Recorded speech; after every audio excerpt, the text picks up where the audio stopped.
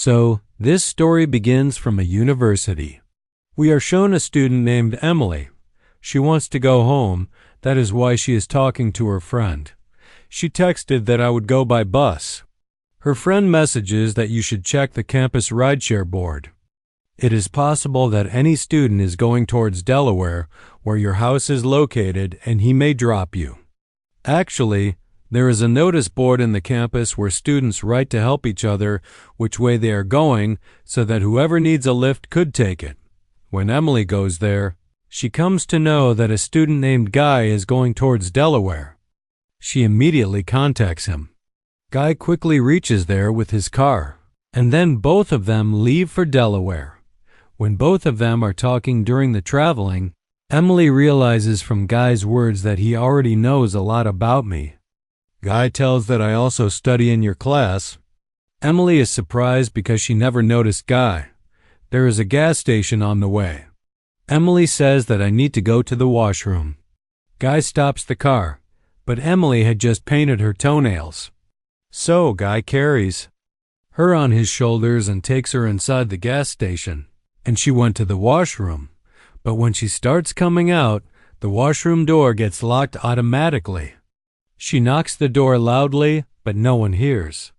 She sees that Guy and the gas station worker are talking to each other. It seems as if they did not hear the knock. After a while the door opens. Emily comes out and shouts angrily at Guy. He does not understand why she is shouting at him.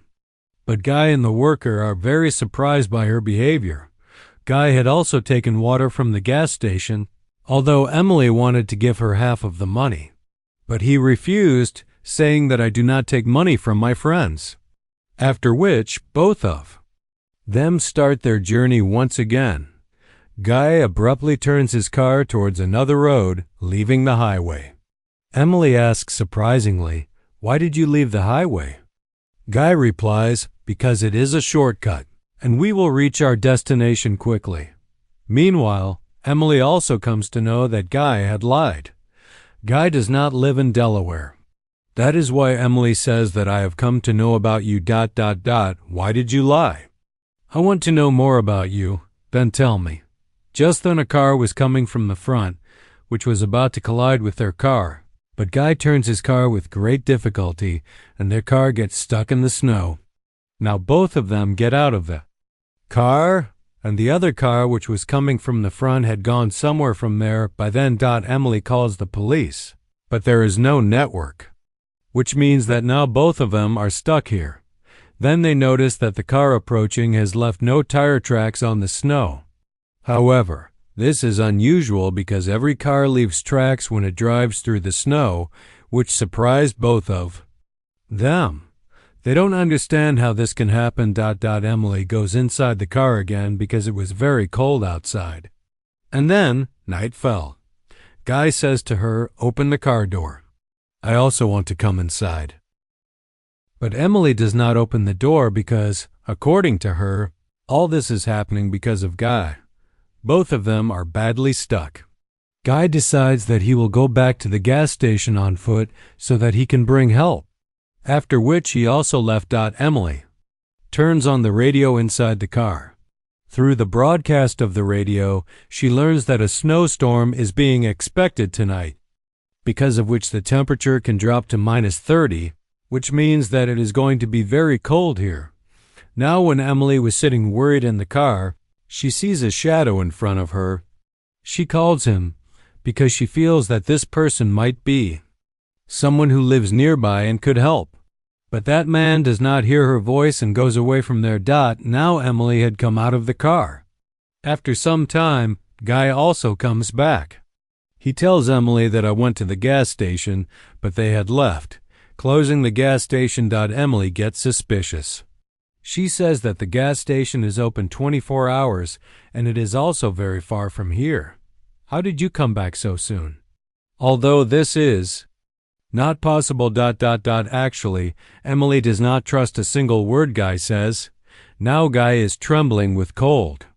That is why he comes inside the car and sits while turning on its heater. After some time, Emily also comes back inside the car. She notices that blood is trickling from behind Guy's ear. She also tells him that Guy says that maybe I have got hurt. That wound was on his head. Then Emily asks, "Why did you lie to me? You don't live in Delaware." Then Guy says, "Yes, it is true that I don't live there. Actually, when you were talking to your friend in the class, I read all your messages. I like you. I wanted to be friends with you. That's why I wrote on the board that I am going to Delaware so that I can spend a few hours with you, and we may both become good friends." Now on hearing this, Emily gets angry at first, but after some time, she forgives him. While they are talking, suddenly the heater of the car stops working. Both of them go out and check. They find out that the fuel tank is leaking. The petrol in the car had run out. That is why it does not start, and the heater will also not work without this. That means now both of them will have to spend the whole night in the cold. After a while, Emily sees some priests when she goes out to relieve herself. She quickly calls Guy, but by then, the priests had gone ahead. Guy says to her, "Go inside the car. I will follow them." Emily goes back to the car, and Guy followed the priests to a house. There he sees many strange and scary things. A police officer passes by Emily's car. She calls out to him, but he does not listen. Emily puts her hand on his shoulder to stop him, but his glove burns as she puts her hand. The police officer turns around. Then Emily gets scared seeing his face, because it was very scary. Actually, he is not a human being, but his face is a devilish face. A snake comes out of his mouth when he opens his mouth. Emily turned around and she wanted to run away from there, but she sees two boys in front of her who were badly injured. Someone has beaten them badly. Emily could not bear all this, and she faints. After some time, Guy comes back and wakes Emily up after seeing her in this condition. Emily was scared. She tells Guy everything that she had witnessed, after which both of them come back inside the car. After some time, a police officer comes there, but he seemed like a normal person this time. He asks both of them to get out of the car. Both of them come out. He forcefully asks Emily to sit in his car. Now Emily was suspicious of his intentions. That is why she refuses, but when he repeatedly insists, Guy attacks him from behind with an iron rod. The officer's face is injured, but suddenly a wave bursts out, immediately after which both of them are shown back inside the car. They were surprised as to what just happened to them. They feel as if all this was a bad dream, but Guy still has that iron rod in his hand with which he had attacked the officer. It means that it was not a dream.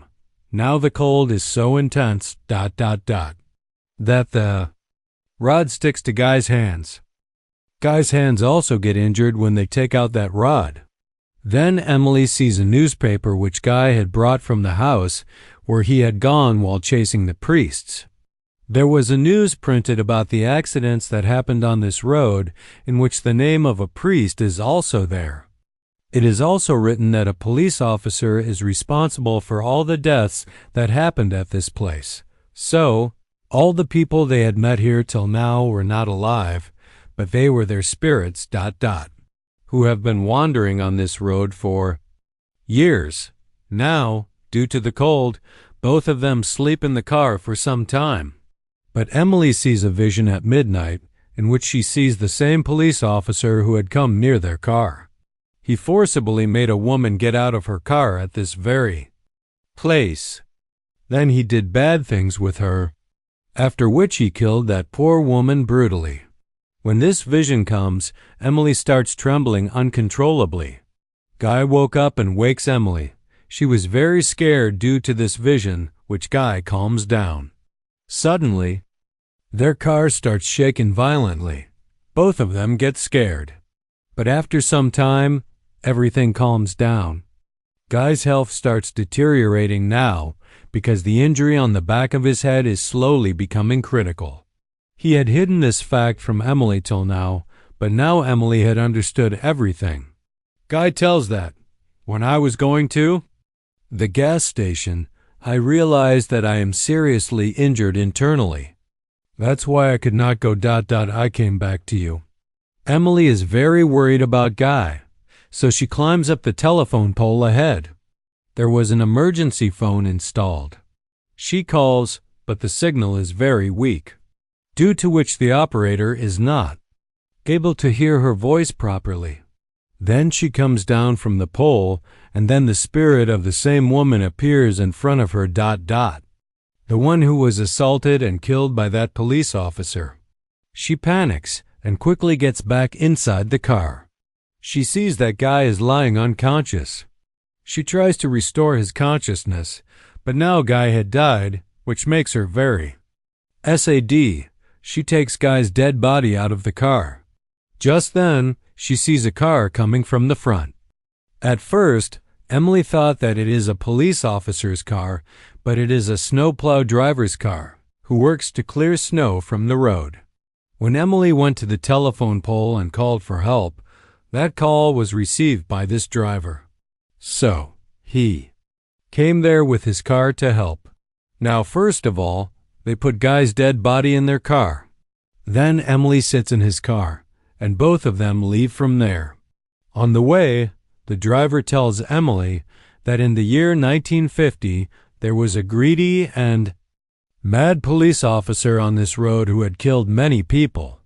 He intentionally used to bring his car in front of people's cars on this road so that they get into an accident and die.